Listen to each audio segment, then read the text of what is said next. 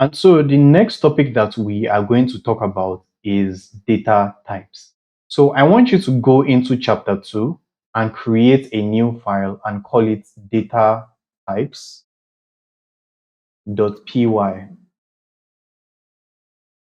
Now in Python, we have several kind of data types. Now I need to actually explain what a data type is before we proceed. A data type basically helps us tell Python what kind of data a variable is going to store. So for example here, we created a variable called age and we assigned it to 47. What we told Python is that we are storing an integer value, which is 47. We are storing that integer value in the age variable. So what that means is that age is storing an integer value. Now that integer value itself is a data type in Python. So we can represent different kinds of data using their data types in the Python programming language. If we look at this variable right here called name, it is assigned to a string. Now you might ask yourself, what is a string? A string is basically a sequence of characters. Now, a character could be a single value like J, this could be a single value like a number like 9. But when you have a string of this, when you have a sequence of these characters, that is, you have a bunch of these characters which are joined together, that is when we now have something called a string. So a string is just a sequence of characters which have been joined together. Now, in Python, when you want to create a string, you use these quotes. So let's head back to the data types file in order to proceed. So we have talked about the int data type, the integer data type, and the string data type. So if I want to store a person's age, I can create a variable and say age is equals to 180. Now, what we're simply saying here is we are trying to store an integer value which is 180 in the variable called age. Now, this is for creating variables and assigning them to integer values. We could also create a variable and assign it to a string value, which we have talked about. So, for example, I could create a variable called car and I can equate it to a car company like Toyota. Toyota. Now, I want you to take note of something. When you want to create a variable and assign it to a string value, you can do it in two ways. You can either use single quotes or double quotes, but you can never use a single quote and a double quote. So what I mean is, I can create a variable up here and call it country, and I can equate it to, let's say, Canada.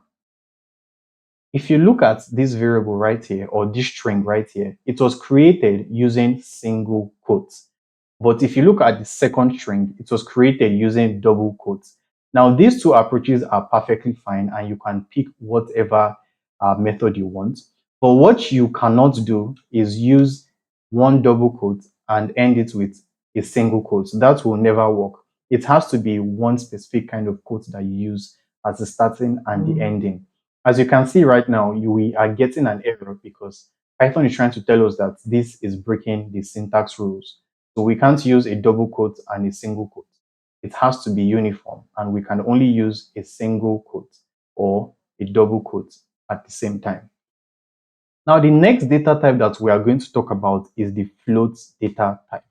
So right here, we talked about the int data type. So when we say 180, we're trying to assign age to an integer data type, but in Python, it's short for int. Now, in country and car, we created two variables and we assigned them to string values. Now, the short form is called str. Now, the next data type that we need to talk about is called the float data type. And the float data type basically just helps us to store floating point numbers, or you can look at them as decimal point numbers. So, for example, I can create a value and a variable and I can call it grade. And I can equate grade to, let's say, a student score in an exam. So I can say 70.89 or 70.6. Now, what we have done here is that we created a variable called grade, and we equated it to a value of 70.6. So you can see right now that in Python we can create variables and equate them to data types of we can equate them to different data types. So here we have created a variable and equated this to 70.6, which means that we're able to store floating point numbers or decimal point numbers. Now, the final data type that we're going to talk about for now is called the Boolean data type. Now, the Boolean data type basically helps us to store true and false values. So what does that mean? Now, I can create a variable and I can call it uh, is human, and I can equate this to true. Now, because I am a human being, obviously, I am going to equate this to true. Now, what does this true mean? This true is a Boolean value. And in the binary sense of it, true represents 1, while false represents 0. So, for example, I could change this from true to false. Now, this is basically just a Boolean value.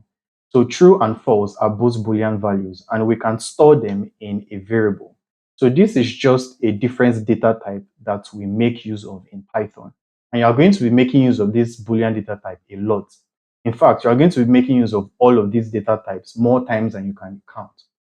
So again, just to rephrase all what we've talked about so far, we've talked about the integer or int data type, which helps us to declare integer values.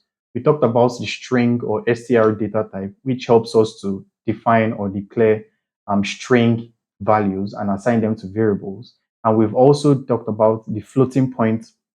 We've talked about the floating point or the float data type, which helps us to store floating point numbers or decimal point values.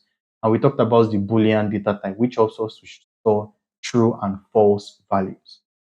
So if you have any questions so far, please feel free to ask. It is also important to note that Python is a dynamically typed language. Now, what does that mean?